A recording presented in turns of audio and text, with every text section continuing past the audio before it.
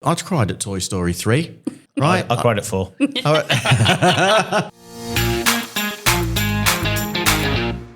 This episode is sponsored by BM Catalyst, Europe's leading manufacturer of catalytic converters, DPFs and front pipes, helping to keep vehicles running cleaner and greener. Welcome back to Garage Talk and Wrap the podcast with me, Vicky. And me, Ben. Now, I get excited about most episodes, but in this episode, I'm really excited as we talk to Stephen Whitton from Menable. Menable is a movement that's raising awareness of mental health and creating proactive steps to tackle mental health issues across the automotive industry. We're not just talking about mental health today, but mental wealth, what it really means, why it matters in our trade, and how the culture in workshops, dealerships, and offices alike can start to shift. Stephen also talks to us about his alter ego. That's surely got the listeners' interest peaked. Let's dive straight in. What's the applause for, Vicky? It's Stephen. Hey, Mr. Stephen Whitton, how are we? Amazing. How are That was you? going on for so long, sorry. That always sounds very insincere when you say that, doesn't it? You're amazing. But thank you for those applause. You're very lucky to have me here. And the crowd, of course, in the background. Yes, welcome to Garage Talk and Wrap the podcast.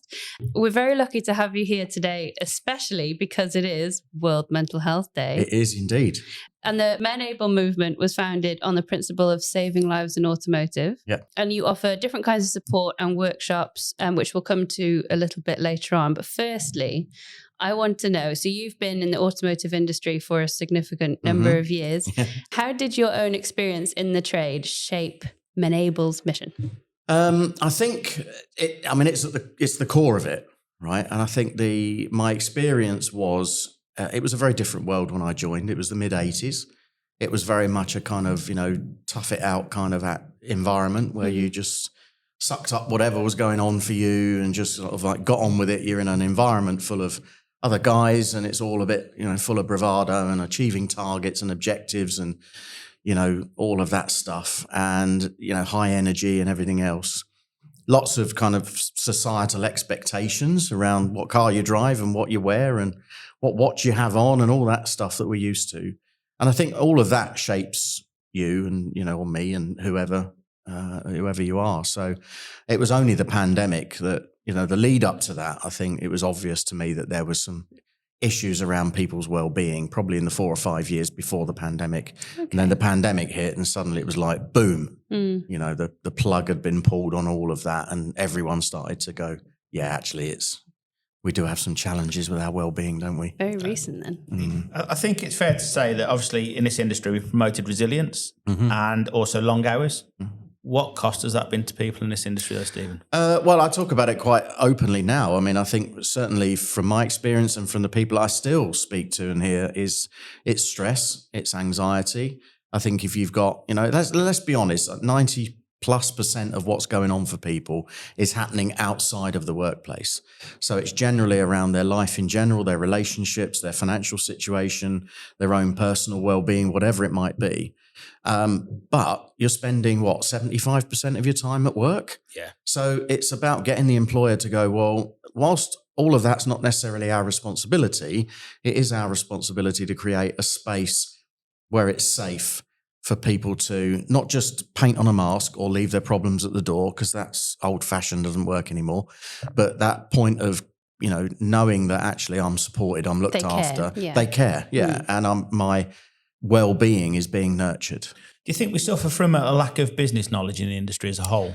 Yeah, I mean, you've only got to look at the situation for any of the charities, Ben or Mind or anyone like that, and us as well. We're not a charity, but the key issue is awareness. It's awareness. People are not aware still that, they increasingly are, but they're not aware of, well, where do I go if I need help? Yeah. And what support and help is out there. I think the other issue that we've got is that we are still a very male-dominated industry. Yeah. We don't talk about this stuff. We're very unlikely to talk about it with somebody we consider to be a mate, a workmate, a colleague, a peer. And we're also an industry that's all about diagnosing and fixing problems. But at a base cost. And that's half the problem, is that we drive people to an early grave because we don't charge enough. We don't know how to charge a business rate, do we? Yeah, well, exactly. I mean, I started off early doors using an analogy or thought of this idea that, well, why don't we liken it to a car's rev counter? Obviously not an electric car, obviously, but the old-fashioned petrol and diesels, however many of them are still around. But a typical old rev counter where, if a car's running well, it's running at about 2,500 revs. So it's the only scale out of 10 where a lower number is better. Unless Ben's driving and he doesn't change the gear. Right. Well, okay. So that's exactly the point of the analogy, right? You're immediately tuned into, okay, I kind of get that. If that rev counter goes up into the red, you know that actually I'm working that engine too hard, right? And I need to do something to adjust it. So that rev counter really works. And I said at the conference the other day, would you drive your cars so that they're constantly in the red? I like it, yeah. Well, but we drive people that way, right? And I've heard leaders at conferences say, well, when the chips are down, we'll just have to do more with less. Well, I know what that means because I've been on the receiving end. And what that means is you're going to get rid of a load of people and you're going to expect me to do more. So the stress levels are already there, are going to go up more. So I'm now revving at a 7 out of 10. Because, if you sit in your car and rev its, what's it's on, it's something else then, rev its thingies off, up so that it's up in the red. That we all know that engine's not going to last you very well. And it doesn't matter how well looked after and lubricated and serviced that engine is. It's not going to last when you keep revving it like that. I agree. You mentioned there a little bit about how the culture in automotive is, is very male dominated and they don't kind of want to talk to each other about it. And I've seen you said before that they kind of like suck up the feelings instead of letting it out. Do you think the attitudes or the expectations of how people behave differ from the shop floor, like in the dealerships and workshops, from like the office-based roles? So those working in sales or marketing or the head offices and manufacturers, or is it kind of just across the board, it's as bad everywhere? Yeah, do you know what? It's interesting because most of our work that we're doing now is with suppliers. It's with those organizations that give themselves some space and are, have the infrastructure, have the budget. I'm also very conscious that we've done some work with some big dealer groups, some PLCs. And I'm going to be honest, and I've said this to them, to some extent, that feels like a tick box exercise. Yeah. Right? Yeah. It feels like they've thrown some money at it. They've got someone in, tick the box, right? We've done that. I also have a real issue that I see some big dealer groups making significant contributions financially to charities, but you dig a bit deeper and they've got 65% staff turnover. Ooh. So, hello, is it me? What am I missing? Help me out here because there's a disconnect. Yeah. So we've started to do a lot more work now at the more independent end, the bit I would call the bedrock of our industry. Yeah. So this is the guys and girls that are the under the arches, back street, what we used to call Fred in the shed. I don't know if there a more up-to-date, appropriate version of that, but you know what I mean. Fred in the show, you know what I mean. Yeah. So I'll have a think while you're talking. Yeah, thank you. Don't try too hard, Ben. We know it's a challenge. So, but no, the point is that at that end. So I'm going to give a shout out, for example, to Nathan Taylor at Walsall Wood and Tire, Walsall Wood Tire and Service. Sorry, They don't sell wood. They just happen to be in Walsall Wood. That's always confusing. But he's a great guy. He's recognised he's got 10 or 12 people working for him, but actually he hasn't. What he's got is 10 or 12 families, right? He's got 10 or 12 implications outside of his business. And like you said earlier, if one or two of those guys trip over or do, don't mean physically, I mean as in mentally, then he's got a problem, So, but that sits with him to drive that and guide that. And then it sits with the leadership team that he's got, his managers, to be those empathic, compassionate leaders that look after their people. And I'm seeing a real kind of appetite for change there. But it doesn't have to cost. I think a lot of people think you have to chuck money at this. It's not. It's simple stuff. It's like the other 2 weeks ago, it was a lovely day outside. Just go out for a walk for 10 or 15 minutes. 100%. Well, on that basis, I mean, this isn't a sales pitch, but we've just recently launched the Mental Wealth Pioneers program. We want to get people coming on board with us. Yeah. So I've gone out there and I've gone, look, it's £1,000 a year, but what we'll give you for that is 4 online Zoom sessions where you can nominate somebody in your business, whether that's one of your supervisors, a team leader or whatever, to be your mental wealth champion. And they'll meet with us and other people in the same position, and we'll sit and talk about these issues for an hour every quarter. And then obviously if you want to tap into other services and stuff that we do, you can do that. But you're right. within that, a great strategy is to go, okay, let's have a wellbeing Wednesday. Let's say what Wednesday is the day we do it. Let's have Feel Good Friday. Yeah. Let's take 20 minutes out and go for a walk around. Go and look at something different. Yeah. You touched on leadership a little bit there. What can leaders do to support teams when everyone's under pressure? Everybody's stretched, everybody's working. That rev counter's really on its way up to 10. What can leaders do? I think the modern currency of leadership, if I'm honest, is empathy, compassion, and vulnerability. Be yourself. Show them that you're human. Show them that you're susceptible to this stuff as well. In a lot of the big companies that I work with, I make a beeline for the CEO, and my first question to them is, who asks you how you are? Okay. Right? Because many of them, when we have these conversations, they go, do you know what? What people see first is the stripes or the badge or that I'm the owner or the director or whatever it might be. And they see that before they see that there's a human being inside all of that. And so you just be open, be vulnerable. And, we've talked about this a lot. If just looking at us, looking at you, Ben, yeah. It is right, because a lot of CEOs, it is a lonely world. It is. And they think that having a secretary outside to fend people off is good. But you don't know what that person's going through inside that office. Well, 100%. Well, and also what they're going through outside in their own personal lives. And there's a myriad of things that happen to people. Well, you've been through a lot. You've openly said you've been through a lot. Tell us how you've coped. Well, I came out as bisexual 5 years ago, and that destroyed the life that I had before, which was what I was fearful of, because I knew when I was 15, 16. Wow. But that was the early 80s. And for anyone listening to this who was old enough to remember, that was a very different world. Yeah. If you ever saw the Channel 4 program, It's a Sin, although that was a drama, it could have well been a documentary, because that replicated what life was exactly like. And as a 15, 16-year-old boy, curious about the world, trying to navigate all of that, being attracted to both was just very easy to go, ooh, that one part of me is very dangerous at territory back then, so I'll cover it up and I'll go down this route that society expects. TPS, supplier of trade parts for Volkswagen Group vehicles, is firing up its biggest ever Black Friday deals this November, and they won't last long. Each week in November, TPS are launching new, limited-time offers across a huge range of parts, quantum oil, and up to 60% off quantum consumables. Perfect for garages looking to cut costs and boost performance. Don't miss out on TPS's biggest ever savings. Call your local TPS centre now. Terms and conditions apply. Visit tps.trade for full details.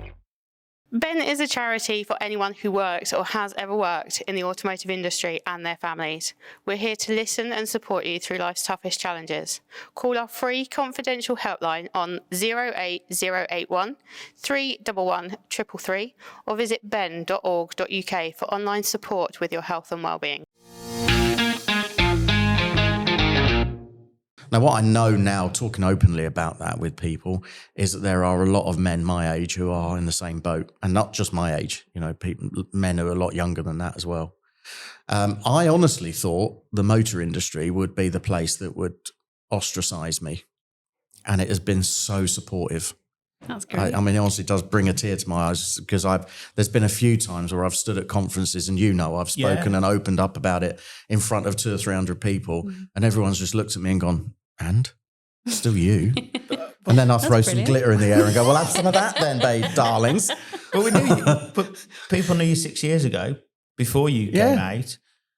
I don't think you changed just because you came out. You're still Stephen Whitton. You're still the funny bloke you are. Oh, thank you. Well, but you are still Stephen. You've still got the same knowledge. Yeah. You've still got the same skills. Nothing's changed. Well, do you know what? Interestingly, you say that. I actually think, and this take a whole seminar to explain this, but I think I'm more of a man now than I ever was.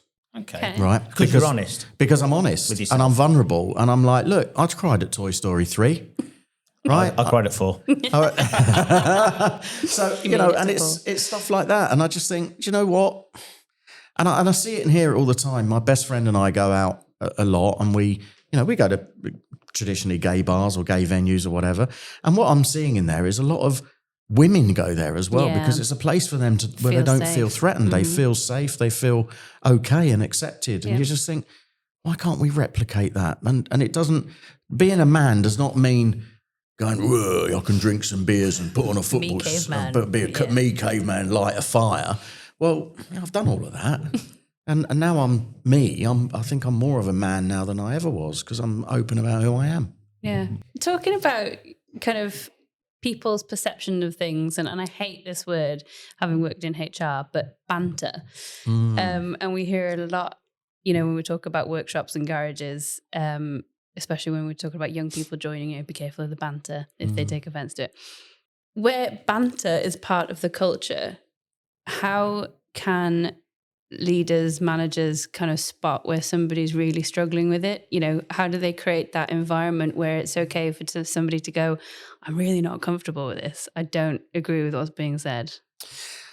This is fascinating, because I think there's a very fine line between banter and bullying. Yeah. And I think that was the fear for me in terms of the environment. And actually my way of dealing with that was that I became the comedian. Okay. So you just described me, Ben, as this funny bloke that you knew. And I've got to say that held my career back, because people didn't take me seriously, because my default position was to crack jokes, take the mickey out of people, and not intentionally and to be hurtful. No. But just that typical kind of, if I do that, then that protects me. It's that kind of deflecting, isn't it? Yeah, and deflect totally. Yeah, totally. And I think for me now, in this subject of banter, it's about, I've narrowed Menable's purpose down to 3 words: everyone safe, always.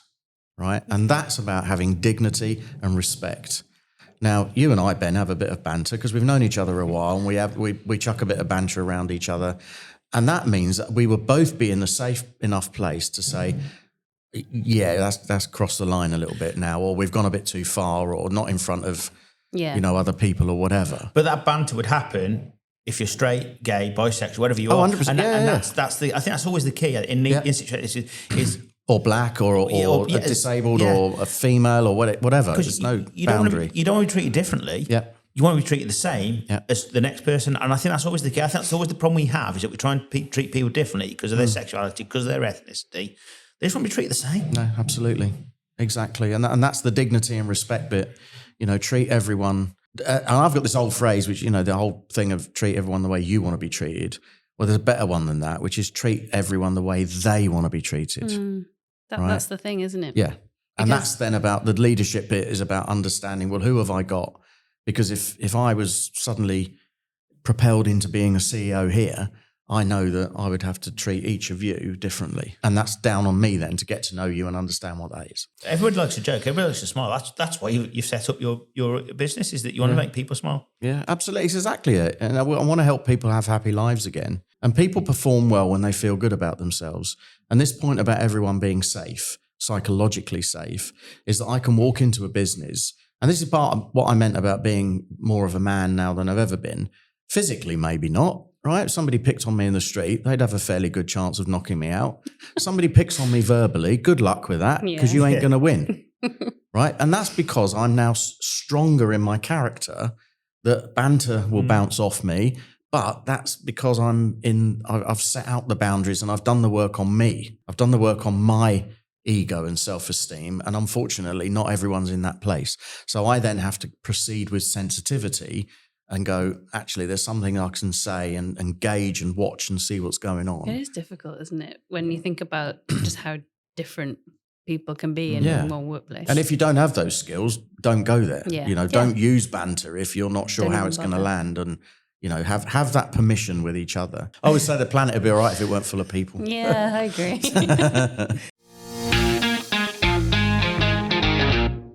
Anyway, stuff about you. Let's go on about your business. Menable. He's just going to say it. Menable. Menable. What kind of... Enable with an M. Okay. Menable.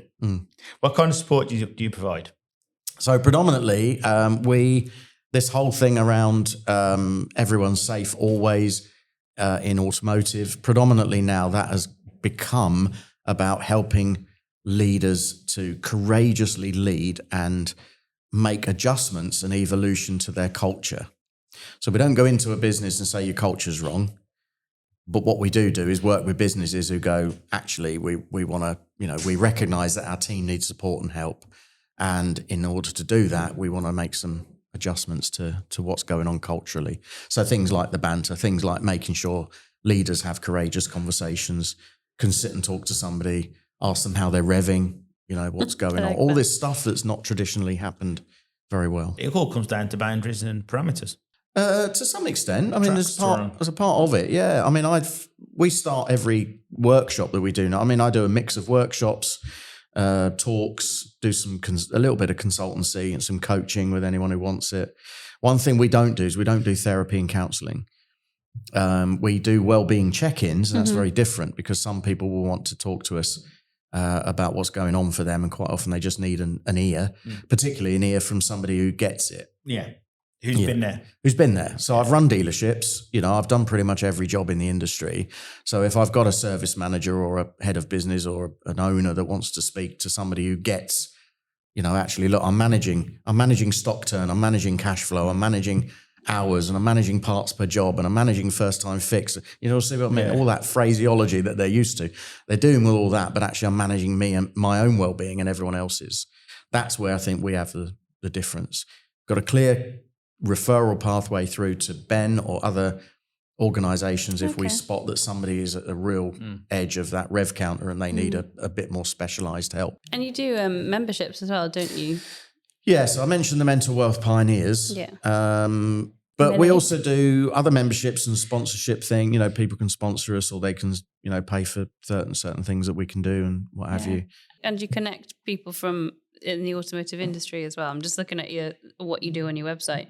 So you kind of offer that peer network, people who want to connect. Yeah, that's exactly it. I mean, the theme for Mental Health Day this year is about access to services in the event of crises. Now, that's going from the point of, lots going on in the world.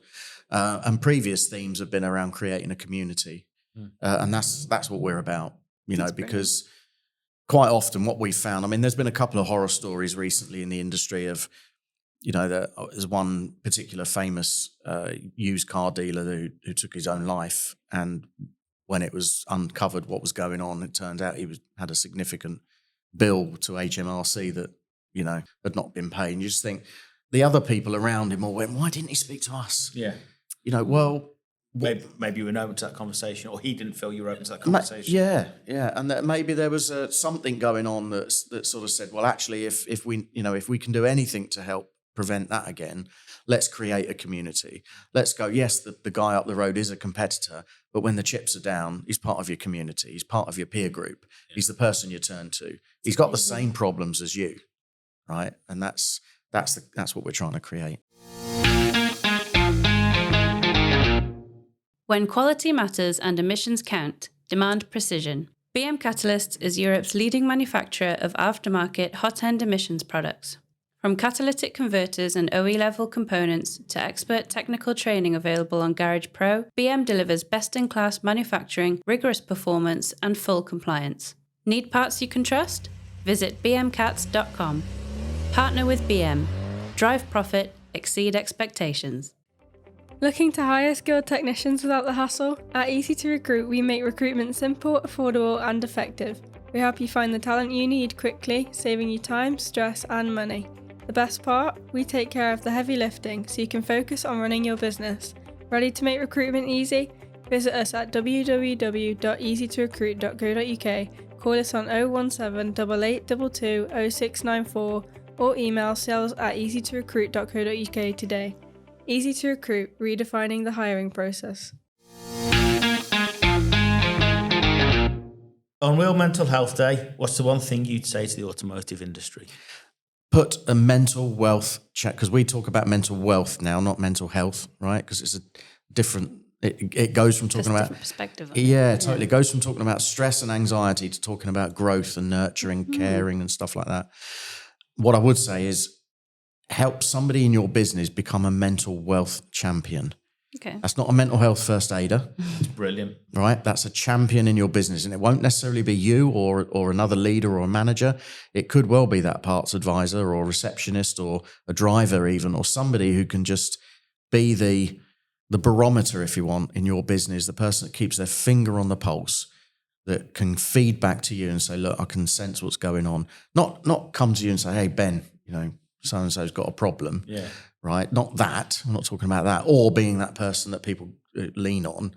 But Because that would be a lot of responsibility. For and we don't want people to do that. We just want that person to be the one who says, hey, I've got this idea. Why don't we do Wellbeing Wednesdays? Why don't we do Feel Good Friday, for example? I love it. I love the positivity. It's a positive statement. It's not how bad are you? It's how good are you today? Yeah. Do you need anything to make you better? Yeah. Not let's drive you down and then pick you up. Because having worked as a sole HR role in a company of about 90, being that one person that everybody comes to tell all their problems to is a lot. So I like that it's not that. It's I've got this kind of feeling from this person, or I think we could do this better, or this wasn't good enough. Yeah. I like that. And then she came home to look after me. Yes. Poor me. Living the dream. If somebody listening feels like they're struggling right now, Stephen, or wants to make a change in their workplace, where should they start? So they can find me on LinkedIn, because I don't know if you've noticed, but I'm all over that. No. You've not noticed? I think you've got 2 accounts on there. Well, maybe more than 2. We're going to talk about the other one in a minute then. Of course I can. So they can find me on LinkedIn, Stephen J. Whitton on LinkedIn, or email me, stephen.whitton@menable.org. That's WHITTON. If I had £1 for every time I had to spell that. Or tell people how to say Menable. Yes, indeed. Yeah. So last thing, forget your name now. Don't know where you're going with this. Tell me who else you may be. Of a weekend. And tell me what that brings to you. So I've toyed with this. You'll be surprised about that. I've toyed with this for some time, and I did a talk a few years ago, and somebody afterwards said to me, do you know you've got a drag queen energy? Drag And I queen was like, vibe. really? I'd like to know what a drag queen energy Well, I know, is. exactly. And I was like, really? I mean, I know I can be a little bit camp and flamboyant, right? No, really, honest. Have you not noticed? No. So no, I do that, and that's all part of the whole kind of owning who I am, being vulnerable, being look, if I can do that, I'm 60 next year. I can't believe I just said that. Well, thank you. It's the moisturizer. So if I can do that, if I can get on stage in front of 300 people and go, look, this is the real me, unapologetic, I am who I am, like Gloria Gaynor, then you can as well. So this drag queen energy thing then turned into a conversation where a friend of mine said, how would you feel about doing my mum's 80th birthday in drag? And I was like, oh my God, that's awesome. I love that. So that then started, you can look the change in energy immediately, right? So that started the ball rolling, where I was now going around looking at dresses and makeup and wigs and all. And I went to this charity shop and I found some like glittery dresses in January, where all these women had given them to charity shops after they'd worn them. And I went in and I said to this lady, I said, I'm thinking of doing a drag act. I said, I want to get some stuff that I can wear. And she looked at me, she went, it's all right, love. She said, we get this all the time. I went, no, genuinely, I am doing a drag. She went, you don't have to explain to me. Lily Savage ran that shop. So then it kind of took on a life. And then I did that party, and then I got another booking for something else, for a big conference, 200 people. And the people in the room were like, oh my God, Steve, you've kind of found your calling. So it's now, as you know, it's because there's been a few posts about it recently. But here's the thing. There was 3 CEOs in our industry that I bounced this off a little while ago. One of them said, oh my God, this is amazing. I need to book you for our Christmas party. Another one said, oh, be careful of your reputation. You're in an industry where they'll judge you. Good. Good. Let them. Yeah, absolutely. And the other one said, don't bring that anywhere near my business. Ooh. So those 3 very different. Exactly. Those last 2 have been the red flags for me that have been enough for me to go, I can either go, okay, I'll tell you what, I'll keep my drag to myself and not tell anyone, or go, ta-da! So here I am. And then she's just walked in the room. How bizarre. I've got 2 questions for you on that. You want to know my drag name? No, you can go on, say your drag name. J.Y. Kelly. J.Y. Kelly. 2 questions for you. 1-word answers. Do you enjoy being J.Y. Kelly? Love it. Do the audience enjoy They love it. That's good enough for me.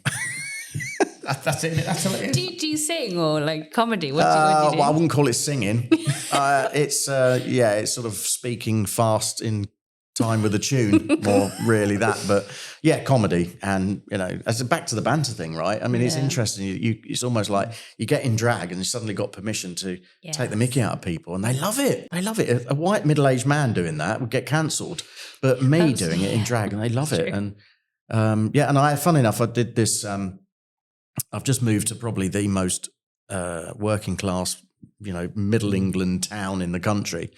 And I've kept everything a bit on the down low, not wanting to sort of go out there and shout about things too much. And the local bistro just opened and we got chatting, and they booked me to do a drag brunch, which I did a fortnight ago. So there's me in the market square in Atherstone, walking around in drag and going, "Hello, everyone, I'm here." And they loved it. And I had somebody come up to me afterwards. This guy came up to me, high-vis jacket, obviously works in some kind of construction or whatever. And he went, "Do you know what, mate?" He said, "I can't do the accent." He said, "But you're making people happy, and that's all that matters." I was like, "Oh my God, I'm in tears." I'm not now, but I was then. Don't change. Makes the rain makeup run. Don't change. And I mean that. Don't change. Oh, You're Ben, a top man. you're a star. Thank you. Love you. A little softie. Thank you so much for chatting to us today. It's been Stephen. awesome. I Thank hope you. it's been all right. Yeah, brilliant. Helping get that message for Menable out there as well. We're on a mission. This industry needs help, right? And I needed help 5-6 years ago, and I just want more people to be the person that they might need in the event that they need help. And I think if we can get everyone safe, then we're a good place ultimately, aren't we? Because we're a good industry. Yeah, we are. Thank you. You're a Thanks, star. Stephen. Thank you. So, Ben, did you come up with another version of Fred in the Shed? You never came back to it. Still thinking about that one. The brainstorming ideas are coming out at the minute, but I'll have to think about that. No pressure. No. I loved that chat with Stephen. I just love how honest he was, and it was just such an easy flowing, open conversation. I think, the automotive industry is no different from any other industry in terms of people struggling with their mental health and people and, stereotypically men finding it difficult to talk about it. But in our industry, I think it's the perception of how people working in garages shouldn't be struggling and shouldn't be talking about it. They should be Jack the lad, having a laugh. I think the one thing I picked up from that, though, is the amount of companies that just do it as a tick box exercise. That's not going to help. No. That's going to make people not want to open up. It is very difficult as a bloke to open up, as you know from being married to me. Yeah, tell me about it. But, all we can do really as an industry is signpost people. We need to make it easier for people to approach the services where they can open up. It's very difficult, though, to tell somebody they've got an issue. They need to accept they've got the issue. It's the old, if you tell me I've got something wrong with me, I haven't. If I tell myself I've got something wrong with it, I have. Indeed, the amount of times you tell me something that I get from somebody else in business or, it's then believable, isn't it? But it's that third party, it's that acceptance. And that is very difficult as a bloke because we all think we're great. Yeah. How are we still married? That is true. No, but yeah, I mean, you're very good. You're always open. You're far more open than me, and it is difficult for me to accept and to have the amount of conversations that you look to have. Tell me I talk too much. No, yeah. Tell you talk too much. Tell you talk too much. I think it's like Stephen was saying. You might not feel comfortable talking to your mate at work about it, and I get that because it's something deeply personal and you want to trust the person that you're talking to. And unfortunately, because it's kind of still a taboo subject and the perception of talking about your mental health makes you weak. Whereas in reality, it's the same thing as having a broken leg. Your physical health is the same as your mental health, but it's just this thing about mental health. It makes you weak or, it should be avoided. So that's why I loved how Stephen was saying, they call it mental wealth. And I've heard, mental fitness before rather than mental health. It just still has that negative vibe about it. If you've got anything that you want to talk about, go to Stephen, go to Ben, not me, but Ben the charity. Go and talk to Mind. Ben doesn't like the long conversation. But go and talk to these charities because they're the experts. I'm not an expert. I would never profess to sit to know anybody has any mental health issues or physical issues. But find the help. If you need the help, find it. You always tell me, and this is one thing I always learn from you, is if you've got a problem, you don't know anything about it, I'm sorry, but Yeah. Oh, when I get frustrated about people who just moan about things and never Yeah. change it, it's Yeah. that saying, "You're not a tree." Yeah. Move. Yeah. But I think making the first step in getting help with mental health sometimes can be really tough. Yeah. You know, it does seem like a very daunting place to be, and it's difficult to know where to start when you're trying to explain what you're feeling. But like you said, there are lots of different organizations and charities out there for the automotive industry that can help. And I loved Stephen's idea as well of the mental wealth champion. Yeah. If companies can find, or garages can find someone who wants to commit to that role, I think that's a really positive step forward, and having it there as a reminder. It's not kind of we can't talk about mental health. It's, we have a mental health champion. You know, I want to suggest something to them, or they're putting the feelers out there of how everybody is. And the banter stuff, I mean, as you know, I had some experience working in an automotive company, and a lot of banter that was going around, you know, bad behavior being excused as banter. And it really, really frustrated me. And I think we need to move away from that whole, it's a old boys club. That means that it's acceptable to say and do whatever you want because it's banter. It is known when to do the banter, as Stephen quite rightly said. I'm from a footballing background, used to go to Man United week in, week out. But basically I used to be coaching in the game as well at a decent level. Banter there was natural, but it was that environment and everybody knew what they were getting into. But then what you've got to do is you've then got to come out of that environment and realise that that same banter can't be used at work, for example. And I think that's the problem, is knowing when and where to use it and what to use and how far to go, because there's too many. They go on and on and on. You just think, shut up, shut up, shut up, shut up, and they don't. And that's you've got to know when and where to use the banter. As Stephen said, you know, I've known him for a few years now, and we have a little bit of banter. But, you know, you've got to know what to banter about as well. I think there's a lot to learn. Oh, 100%. That's it for this episode. A massive thank you to Stephen from Menable, and that for him joining us on World Mental Health Day and educating us as well, I think it's fair to say. If you want to find out more about Menable, head to menable.org or reach out to Stephen directly. And another thank you to this episode's sponsor, BM Catalyst, the UK and Europe's leading manufacturer of catalytic converters, DPFs and front pipes. You can find out more at bmcats.com. Finally, thank you all for listening. And if you enjoyed today's conversation, my name's Ben Coates. If you didn't, my name's Vicky. Don't forget to follow Garage Talk Unwrapped on your favourite podcast platform. And also hit the bell so you never miss an episode. Next time, we'll be talking to Mark Blinston from BM Catalyst about BM Cat's heritage and what makes them tick. There's going to be too many catalysts in there and I can't get used to that word. I don't think you said it in the podcast. You're fine. Okay, great. See you next time. Bye. Bye.